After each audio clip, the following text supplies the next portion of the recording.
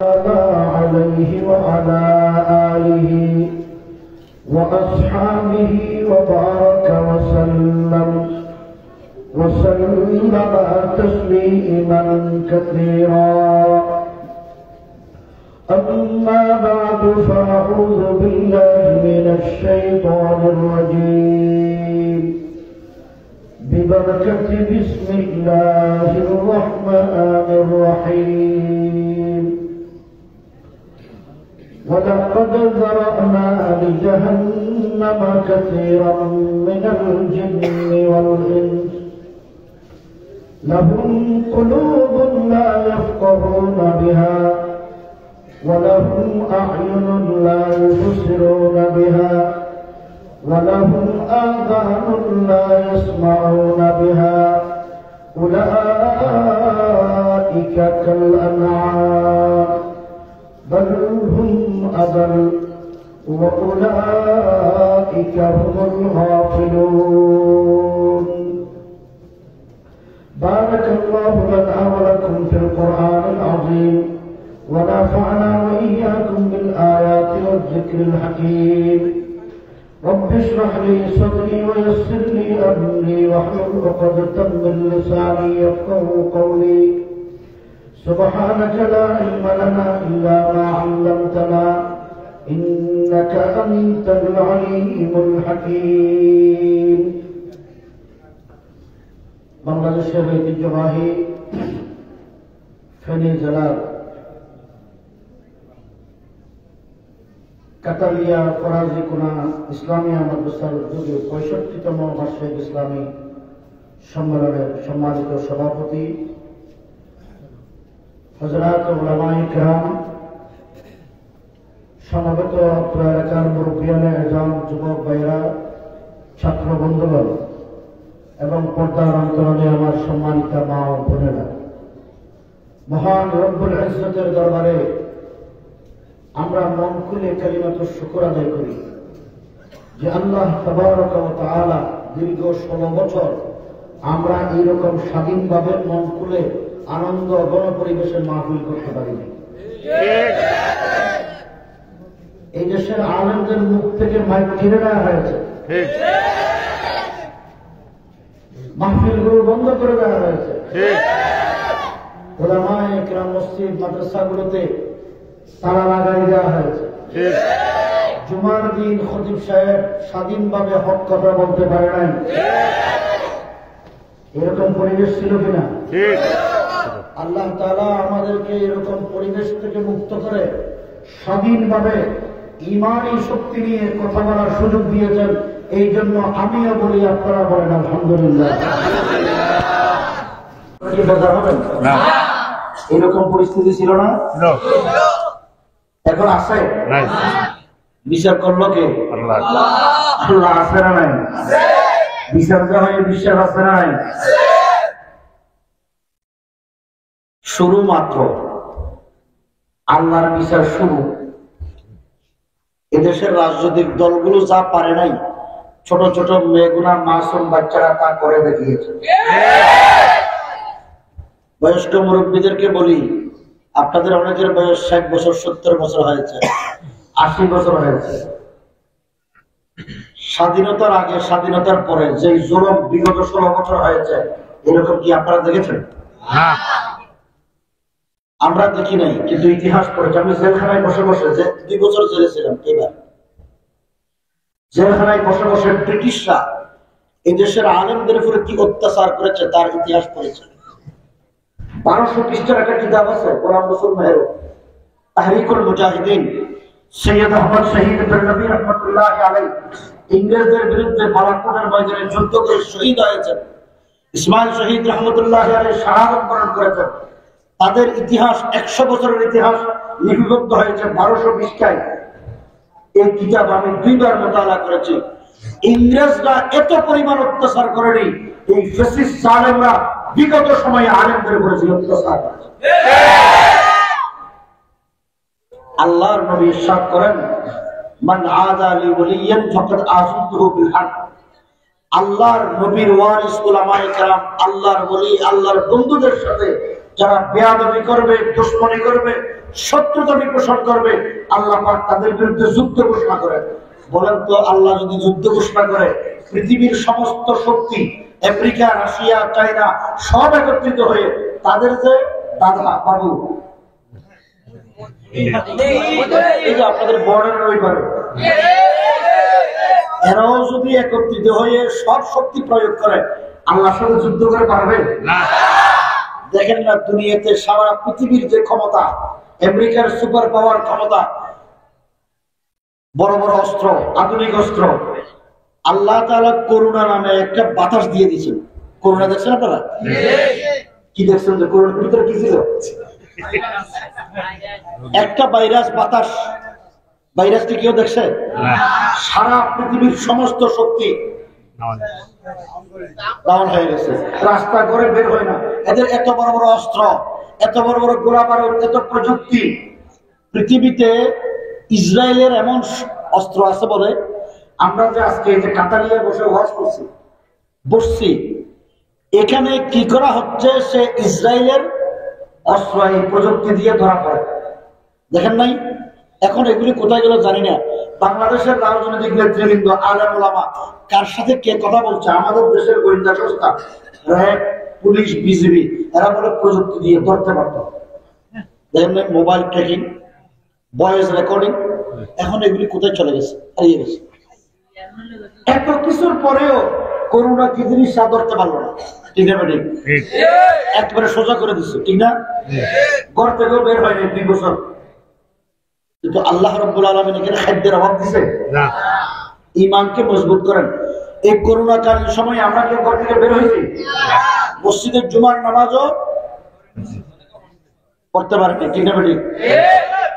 কিন্তু আল্লাহ রাব্বুল আলামিন কোন কাজ নাই, কর্ম নাই, এর ভিতরেও আমাদের খাবারের অভাব কেন কেন হয়নি? আল্লাহ রাসূল সাল্লাল্লাহু আলাইহি ওয়াসাল্লাম ইরশাদ করেন, এই বাংলাদেশে খাবারের অভাব এই কারণে হয়নি, বাংলাদেশের এই কাতানিয়া মাদ্রাসার দিখানা, লালপুর সুলতানিয়া মাদ্রাসা, হযরত মাওলানা সাইদ আহমদ সাহেব রাহমাতুল্লাহি আলাইহি, মুফতি সাইদ শাহ হুজুর বড় বুজুর্গ আল্লাহর ওলি ছিলেন, হযরত সুলতান আহমদ নানাপুরি রাহমাতুল্লাহি আলাইহি খলিফা, সুলতান আহমদ নানাপুরি রাহমাতুল্লাহি আলাইহি পটিয়া মাদ্রাসার বানী, মুফতি আজিজুল হক কুতুব আলমের খলিফা। এই যে বুজুর্গরা এখানে ছিল, তাহাজ্জুদ করেছে, জিকির করেছে, তেলাওয়াত করেছে।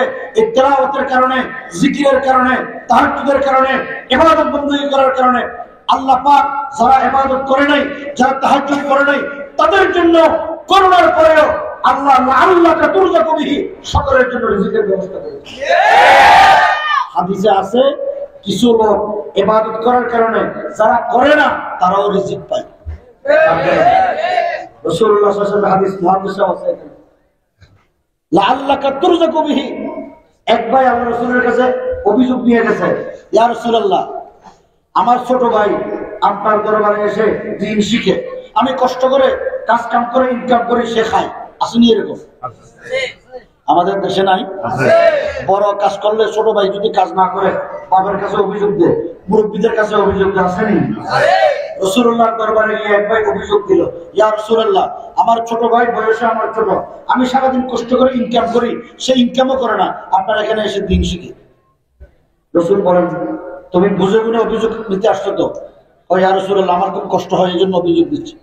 আল্লাহ রাসূল বলেন, তুমি কি জানো এই তোমার ভাই যে দ্বীন শিখে, তার দ্বীন শিখার কারণে লাআল্লাকা তুরযাকু বিহি, তোমাকে আল্লাহ পাক রিজিক দেন।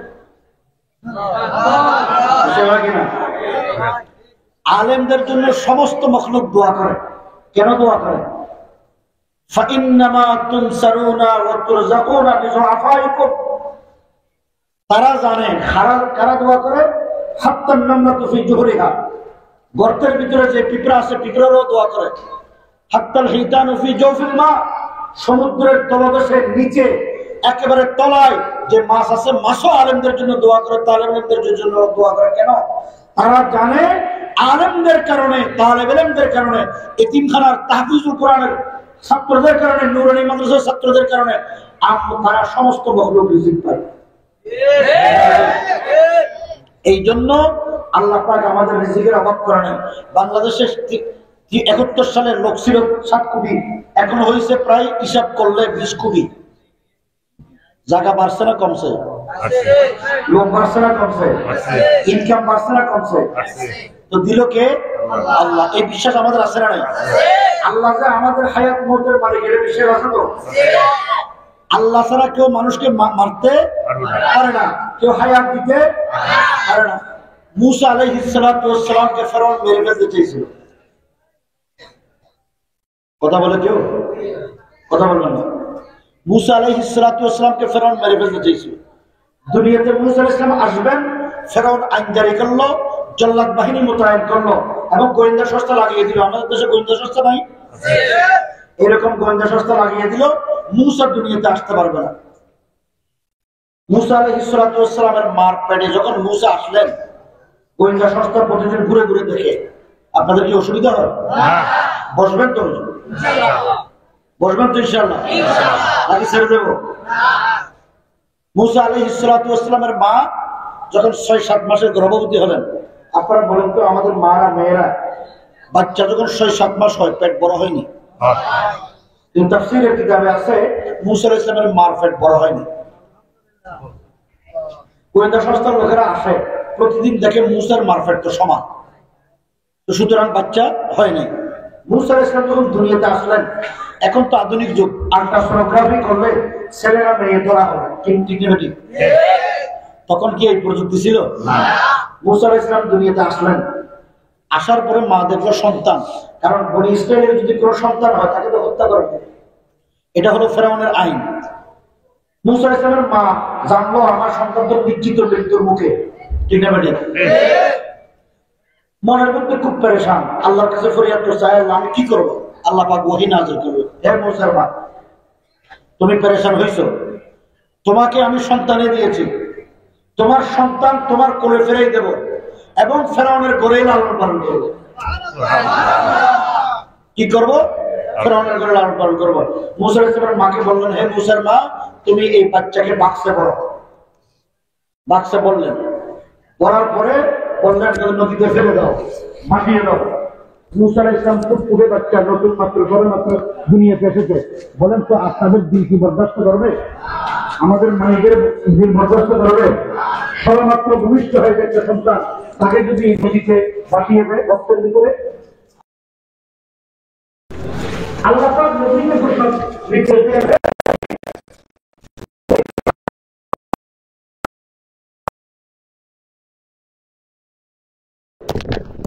এখন বলেন আল্লাহ নদীকে বললেন না ডুবাইতে, কোথায় দিয়েছে?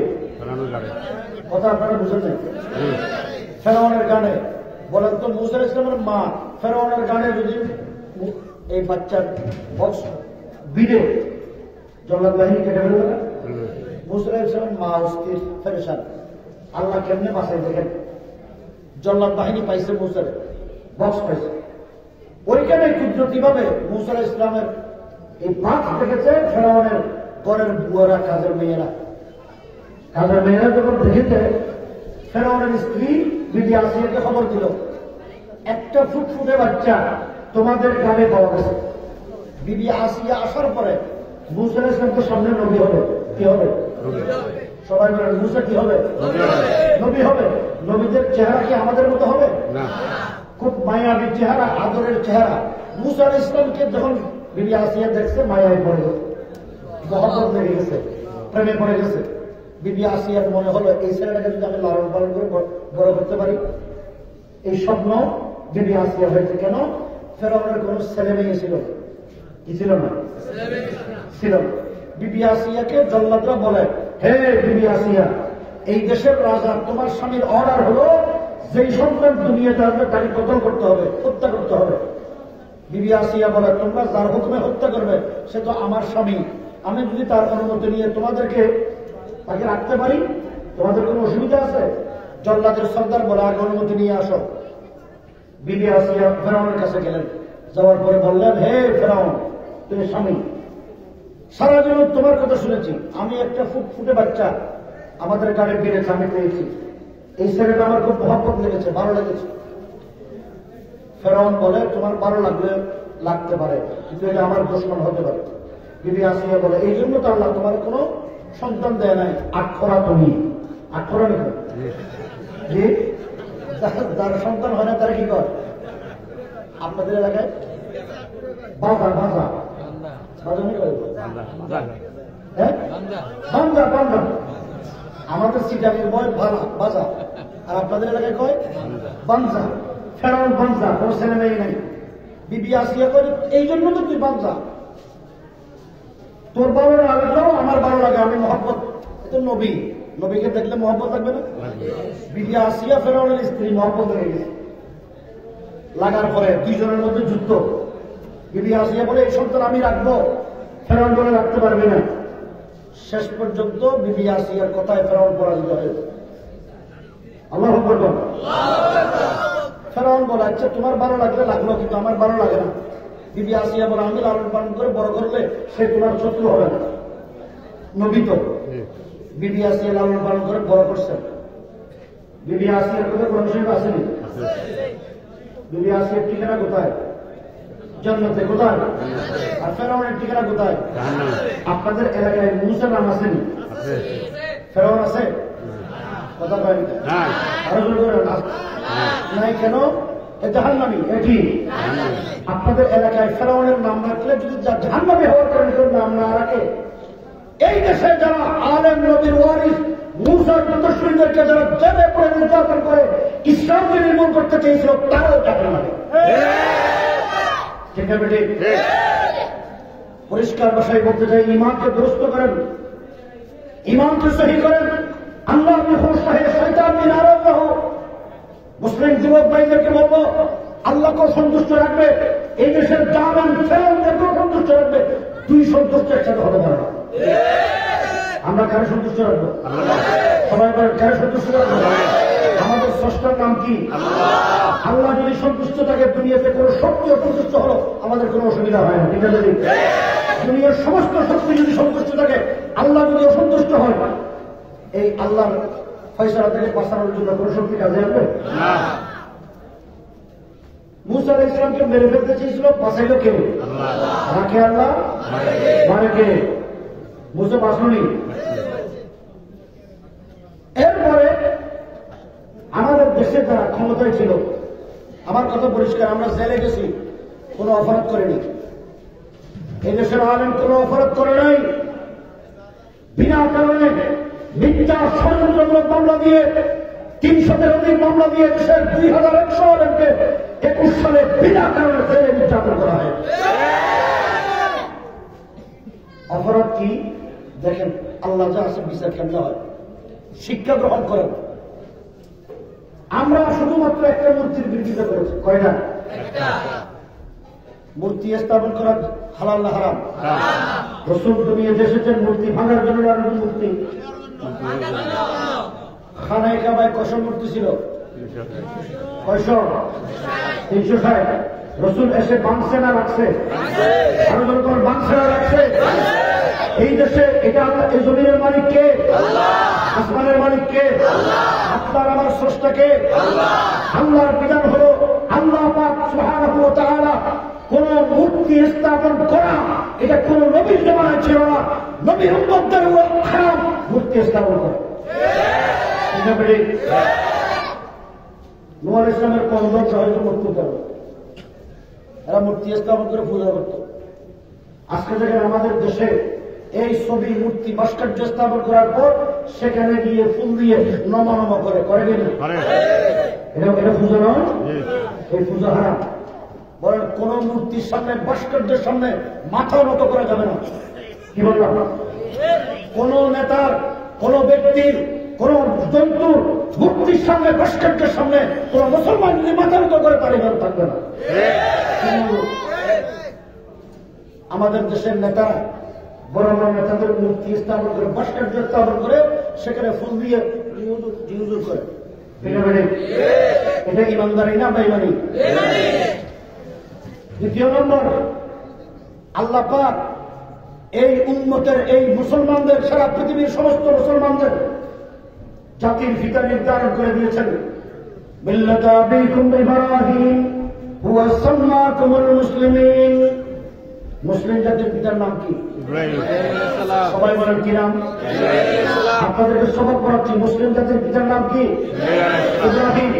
আল্লাহ যাকে ইব্রাহিমকে মুসলিম জাতির পিতা বানিয়ে দিয়েছেন, আল্লাহর কোন বান্দাকে কেউ যদি আইন করে জাতির পিতা বানাতে চায়, এই মুসলিম অধ্যুষিত জনগোষ্ঠীর পিতা বানাতে চায়, আল্লাহর আইনের সাথে মিল না সাংঘর্ষিক? যদি আল্লাহর আইনের সাথে সাংঘর্ষিক হয়, আল্লাহর বরখাস্ত হবে না। তিনি বানাইলেন তার বাবাকে জাতির বাবা। আল্লাহর ইচ্ছা হলো জাতির বাবা নয়, জোতার বাবা বানানো। দলিল দেব? দেখেন আল্লাহ কি বিচার করে যুবকদেরকে বলি, ভালো করে শোনো। নাস্তিক বেঈমান খোদাদ্রোহীদের পক্ষে তোমাদের কোন কাজ যদি থাকে, কাল কিয়ামতের ময়দানে আল্লাহর কাছে জবাবদিহি করতে হবে। জাহান্নামের পথে যেও না। এখানে যারা বসেছ, জাহান্নামে যেতে চাও কেউ? যুবকদেরকে বলি, মুরব্বীরা তো বয়স চলে গেছে, চলে যাবে। জাহান্নামে যাওয়ার জন্য কেউ রাজি? জান্নাতে যাওয়ার জন্য কারা কারা রাজি? সবাই জান্নাতে যাওয়ার জন্য রাজি। জান্নাতে যাওয়ার যেতে হলে কি করতে হবে? আল্লাহ পাক বলছেন, আল্লাহ দুইটা দলের কথা করার জন্য বলছেন। আমি সংক্ষেপে বলি। একটা দলের নাম হলো উলাইকা হিজবুল্লাহ, একটা দল হলো আল্লাহর দল, আরেকটা দল হলো উলাইকা হিজবুশ শয়তান, এরা হলো শয়তানের দল। আমি ব্যাখ্যা করছি না। সূরা ওয়াকিয়া আল্লাহ বলছেন আসহাবুল ইয়ামিন, একদল হলো ডানপন্থী, ওয়া আসহাবুশ শিমাল, একদল হলো বামপন্থী। দল কয়টা? সবাই বলেন। সূরা ওয়াকিয়া জানেন তো সবাই? এখানে নাই আসহাবুল ইয়ামিন ও আসহাবুশ শিমাল আছে না নাই? একদল ডানপন্থী, একদল বামপন্থী। ডানপন্থীর ঠিকানা ফরিকুন ফিল জান্নাহ। কোথায়? ফরিকুন ফিল জান্নাহ। বামপন্থীর ঠিকানা ফরিকুন ফিস সাইয়্যির। কোথায়? জাহান্নাম। আপনারা কি ডানপন্থী হতে চান না বামপন্থী হতে চান? ডানপন্থী হলে জান্নাত আমাদের জন্য অবধারিত, বামপন্থী হলে জাহান্নামে যেতে হবে। আমরা কেউ জাহান্নামে যেতে চাই না। কথা ঠিক হবে? উনি যা আইন করে ওনার বাবাকে জাতির বাবা বানাতে চাইলেন। আল্লাহ মুসলিম জাতির বাবা বানিয়েছে কেন? ইব্রাহিমকে। আল্লাহ বলে তার বাবার তো এখন আপনারা যদি কেউ জাতির বাবা মানেন, ইমান তো থাকবেন। আগে ইমান দুরুস্ত না হলে নামাজ রোজা রেখে লাভ কি? সিজদা করে লাভ কি? কথা কি বুঝাইতে পারছে? আল্লাহ যে বিচার করে কেমনে দেখেন। উনি আইন করলেন ওনার ছবি এবং ওনার বাবার ছবি সমস্ত শিক্ষা প্রতিষ্ঠান, সরকারি আধা সরকারি প্রতিষ্ঠানে টাঙ্গাইতে হবে। সব সরকারি প্রতিষ্ঠানে বাপ বেটির ছবি আছে, আছে না? যদি না রাখে মামলা করে জেলে দিয়ে দিয়েছে। আমাদের দেশে আলিয়া মাদ্রাসা আছে না? এই আলিয়া মাদ্রাসাগুলোতে হাদিস পড়ানো হয়। বুখারী, মুসলিম, তিরমিজি, আবু দাউদ, নাসাই, ইবনে মাজাহ। তাফসীর পড়ানো হয়, তাফসীরে বাইজাবি, তাফসীরে কাশফ, তাফসীরে জালালাইন। পড়েনি? এই আলিয়া মাদ্রাসাগুলো, আমি ওনাদের সমালোচনা করছি না। আলিয়া মাদ্রাসা থেকে হাজার হাজার আলেম, মুহাদ্দিস, মুফাসসির বের হয়েছে, দাঈ ইলাল্লাহ বের হয়েছে, মুজাহিদ ফি সাবিলিল্লাহ বের হয়েছে। কিন্তু সরকার কর্তৃক নিয়ন্ত্রিত হওয়ার কারণে, সরকারের বেতন মুক্ত কর্মচারী হওয়ার কারণে রাসূল স্পষ্ট ঘোষণা করেছেন, লা তাদখুলুল মালাইকাতু বাইতান ফীহি কলবুন আও তাসাবির। ওই ঘরে রহমতের ফেরেশতা প্রবেশ করে না যে ঘরে ছবি এবং কুকুর থাকে। ছবি এবং আমি আপনাদের কাছে ওয়াদা নিতে চাই, আজকে এই মাহফিলে এসেছি কিছু আমল করব না সব এখানে রেখে চলবে? কারা কারা আমল করবে? যদি আমল করেন, যুবকদেরকে বলি, বিশেষ করে মুরব্বীরা না, যুবকদেরকে বলি ছবি রাখা হারাম। সবাই বলেন ছবি রাখা হারাম। আমরা আমাদের ঘরে কোন নেতা, কোন জন্তু, কোন ব্যক্তির ছবি রাখবো না। ওয়াদা করতে পারবো? আমাকে নয়, আল্লাহকে হাজার হাজার জন্য বড় ওয়াদা করেন, আজ থেকে আমাদের ঘরে কোন ছবি তারা হাত পাঠায় নেই, তারা রাখবে নাকি? মুরব্বী রেখে আপনাদের খেদমতে আরজ করবো, ছবি রাখা হারাম। আপনাদের ছেলে, আপনাদের নাতি নাতনি কেউ যদি ঘরে ছবি রাখে, ব্যবস্থা নিরন্ত। ছবি রাখলে রহমতের ফেরেশতা পাবে করে না। আলিয়া মাদ্রাসা পড়িত, সেখানে বুখারী পড়ানো হয়, মুসলিম পড়ানো হয়, আবু দাউদ পড়ানো হয়, তিরমিজি পড়ানো হয়, ইবনে মাজাহ পড়ানো হয়, তাফসীর পড়ানো হয়। সেই মাদ্রাসাগুলোর মুহাদ্দিস, মুফাসসির, মুফতি, প্রিন্সিপালের মাথার উপরে বামপাটির ছবি। তারা বিরোধিতা করে না কেন? একমাত্র কারণ সরকার কর্তৃক নিয়ন্ত্রিত হওয়ার কারণে, সরকারি বেতনমুক্ত কর্মচারী হওয়ার কারণে, সরকারের এই সিদ্ধান্তকে, একটা হাত সিদ্ধান্তকে চ্যালেঞ্জ করে তার মোকাবেলা করার সাহস তারা করে না। কিন্তু একমাত্র কওমি মাদ্রাসা, লালফুল মাদ্রাসা, জামিয়া ইসলামিয়া ফেনী, হাটাদারি, পুরিয়া সহ বাংলাদেশের কোন আগ্রা থেকে আগ্রা, ছোট থেকে ছোট নুরানি বক্তব্যেও তাদের ছবি বাপবাড়ির ছবি রাখানোর সাহস করে নাই। এই কওমি মাদ্রাসাগুলো যদি না থাকে, সত্য হারাম, হারাম কোনটা হারাম কোনটা হারাম তা বলার লোক থাকবে না। এই জন্য কওমি মাদ্রাসাগুলোকে সাহায্য করবেন, সহযোগিতা করবেন। আমাদের মাদ্রাসাগুলোতে বাপ বাড়ির ছবি লাগানোর জন্য অনেক চেষ্টা করেছেন, কিন্তু আল্লাহর কসম উলামায়ে কেরাম সত্য বলার কারণে এই একটা হারাম সিদ্ধান্ত এই মাদ্রাসাগুলোকে বাস্তবায়ন করতে পারেনি। লাম্বা কবি উনিও আইন করে ওনার বাবাকে জাতির বাবা বানাইছেন, ঠিক না? আল্লাহ যে কেমনে বিচার করে দেখেন। ওনার বাবার দেশে যাওয়ার জন্য একটা সেতু করেছেন, ওই রাস্তায় 6টা মসজিদ বানা হয়েছে। কয়টা? মসজিদ আল্লাহর ঘর নয়, মসজিদ বাইতুল্লাহর অংশ নয়, কথা বলেন। মসজিদ বানলেন, রাস্তা করলেন, কিন্তু সেখানে তো মসজিদের মিনার করবেন। আপনি আপনার বাবার ভাস্কর্য মূর্তি স্থাপন করছেন কেন? এই জন্য এই দেশের উলামায়ে কেরাম, এই লালফুল মাদ্রাসা, সমস্ত মাদ্রাসাগুলো হারাদারের মহতমিন আল্লামা আমর শরী রহমতুল্লাহি আলাইহি, আল্লামা জুনায়েদ বাউনগরী রহমতুল্লাহি আলাইহির নেতৃত্বে আমরা একটা মাত্র মূর্তির বিরোধিতা করেছি। কয়টা? তিনি বাংলাদেশের 10,000 মূর্তি স্থাপন করেছেন ওনার বাবা। এরপরে 4,500 কোটি টাকা খরচ করেছেন। 4,500 কোটি টাকা খরচ করে বাংলাদেশের 10,000 মূর্তি স্থাপন করেছেন। আমরা বিরোধিতা করেছি একটা মূর্তির। আল্লাহর ইচ্ছা হলো বাংলাদেশের জমিনে একটা মূর্তিও রাখবেন। ঠিক ইচ্ছা কার? আমরা বুঝি নাই, আমাদের বুঝে আসে নাই। এই 5 তারিখ যখন দেশ স্বাধীন হইল, 5 তারিখ কি হয়েছে জানেন তো নাকি? আপনারা জানেন না? আমাদের বেগুনা বড় বড় রাজনৈতিক দল ব্যর্থ হয়েছে। বেগুনা মাসুম ছোট ছোট বাচ্চাগুলো আব্রাহার বাহিনী যেরকম আল্লাহ পাক আব্রাহাকে ধ্বংস করেছেন, আমাদের দেশের ছোট ছোট বেগুনা মাসুম যাদের বয়স 10, 11, 12, 13, 14 বছর বালক হয় নাই, এই সমস্ত আমাদের নতুন পাখি দিয়ে আল্লাহ তাদেরকে ধ্বংস করেছে। আমরা দেশের সব রাজনৈতিক দলকে সেনাপ্রধান ডাকছেন 5 তারিখ বিকেলে, সেখানে আনন্দেরও ডাকছেন। মৌলানা মামুনুল হক সাহেব নাম করেন তো সবাই। আমিও জেলে গেছি মূর্তির বিরোধিতা করার কারণে, মামুনুল হক সাহেব জেলে গেছেন মূর্তির বিরোধিতা করার কারণে। আমি 2 বছর জেলে ছিলাম, 1 বছর আগে বের হয়েছি। মামুনুল হক সাহেব 3 বছর পরে বের হয়েছে। সর্বশেষ সব উলামায়ে কেরাম যখন বের হয়ে গেলেন, আল্লাহর ইচ্ছা হলো যে একটা মূর্তির বিরোধিতা করে আমরা জেলে গেছি, কোন মূর্তি এদেশে রাখবেন না। 3 মাসের মাথায় সব শেষ। সেনা প্রধান ডাকলেন 5 তারিখ। আমরা সেনা সদর দপ্তর থেকে প্রেসিডেন্টের কাছে যাচ্ছি বঙ্গভবনে। আমাদের গাড়ি যখন বিজয় সরণি ফার্ম গেট পর্যন্ত আসলো, দেখি লাখ লাখ মানুষ চতুর্দিকে ঘিরে রাখছে। এভাবে দেখি, আমরা তো জানি না জেলে ছিলাম, মূর্তি কোথায় স্থাপন করছে। দেখি জাতির বাবার মূর্তি রাস্তার পশ্চিম পাশে, জাতির বাবার মূর্তিকে লাখ লাখ মানুষ ঘিরে রাখছে। গাড়ি যখন একটু সামনে আসলো, দেখি জাতির বাবার গলায় এত বড় বড় মোটা মোটা রশি। আপনাদের কি অসুবিধা হয়? কিছুক্ষণ পরে দেখি বড় বড় হাতুড়ি নিয়ে আসছে, জাতির বাবার মাথায়, হাতে, পায়ে সব জায়গায় মারা শুরু করছে। এরপরে দেখলাম এক ছোট বাচ্চা জাতির বাবার মাথার উপর দাঁড়িয়ে যায়, ঠক ঠক পেশাব করে। কি ভিডিও নাই? এখনকার ছেলেরা তো খুব আধুনিক। আচ্ছা, এটাও বাপ। এরপরে কয়েক মিনিট পরে দেখলাম বেশ কিছু যুবক একত্রিত হয়ে এত বড় বিশাল জুতার মালা জাতির বাবার গলায় পড়াই দিয়েছে। ইজ্জত দেওয়ালা কে?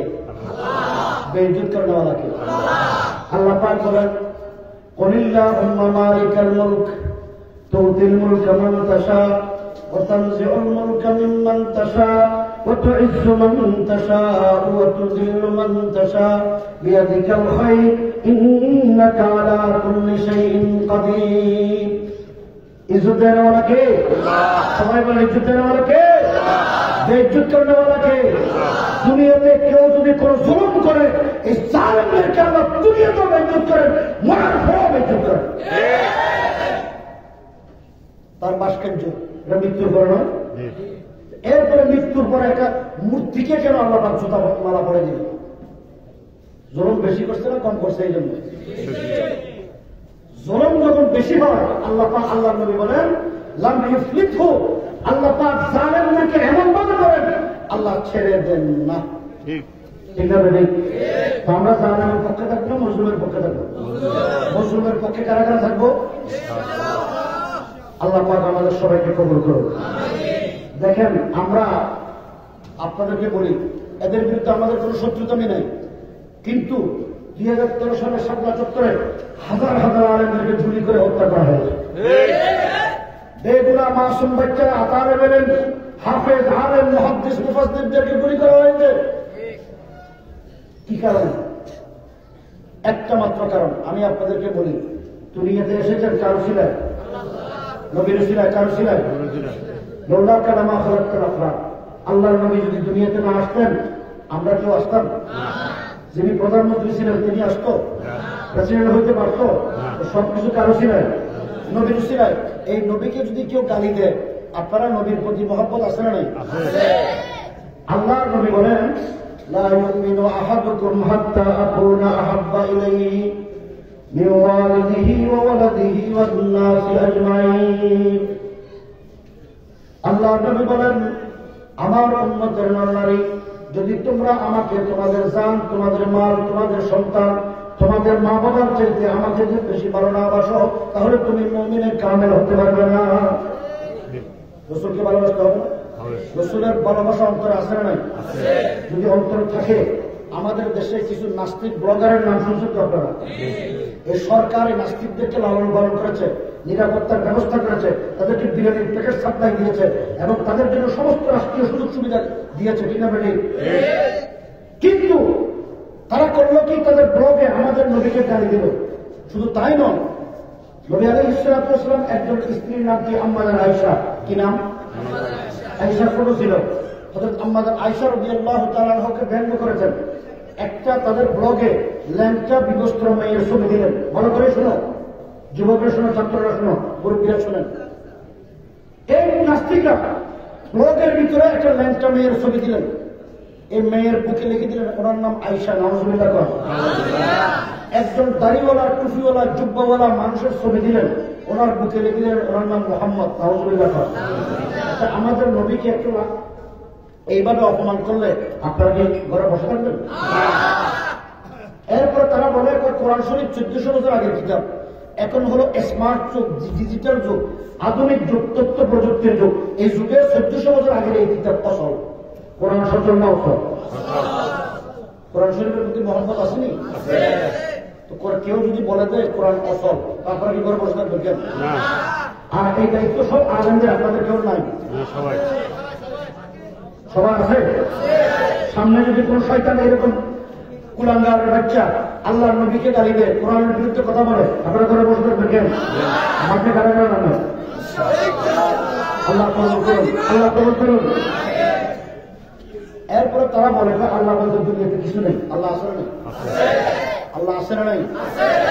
এই নাস্তিকের বাচ্চারা নিজেরা কি বলে লেখাপড়া শিখছে, কয় আমরা বড় শিক্ষিত, বুদ্ধিজীবী। বাংলাদেশের যে যত বড় শিক্ষিত সে তত বড় নাস্তিক। আমি কারোর বিরুদ্ধে বলছি না, আমার কাছে 3200 নাস্তিকের তালিকা আছে। আল্লাহর কসম করে বলছি, একজনও সাধারণ পরিবার, দিনদার পরিবার, গরিব মানুষের সন্তান নাস্তিক হয় নাই। সম্পূর্ণ নাস্তিক হল মন্ত্রী, এমপি, তাদের সন্তান, বিচারপতি, সচিব, আমলা, এরপরে বিশ্ববিদ্যালয়ের শিক্ষক, শিল্পপতি। ঠিক না বেটি? বাংলাদেশের মন্ত্রী তো নাস্তিক, লতিফ সিদ্দিকী। বাবা কথা পাই না, আপনার নাম জানে না মানে? সে মন্ত্রী ছিল নাস্তিক, এমপি নাস্তিক, থাকলো। ফেনী এই লাভপুরের মানুষ সবগুলো দরবেশ। দুনিয়ার কোনো খবর নাই আপনাদের। এরাই তো 16 বছর আপনাদের উপরে ক্ষমতা চালাইছে। এই নাস্তিকরা এদের দলে না? এরপর এমপি নাস্তিক, বাংলাদেশের বিচারপতি নাস্তিক কয়েকদিন আগে ধরা পড়ছে। কিনা বাংলাদেশের সুপ্রিম কোর্টের বিচারপতি নাস্তিক, বাংলাদেশের মন্ত্রী নাস্তিক, এমপি নাস্তিক। এদেরকে তো আমাদের মাথার উপরে আমরা ক্ষমতায় দিয়েছিলাম। আগামী দিনে দিবেন? কোন নাস্তিককে বাংলাদেশের ক্ষমতায় দেখতে চায় না। আপনার একমত তো? কোন নাস্তিক এই দেশের ক্ষমতায় আসতে চাইব না। এই সিদ্ধান্ত নিতে হবে।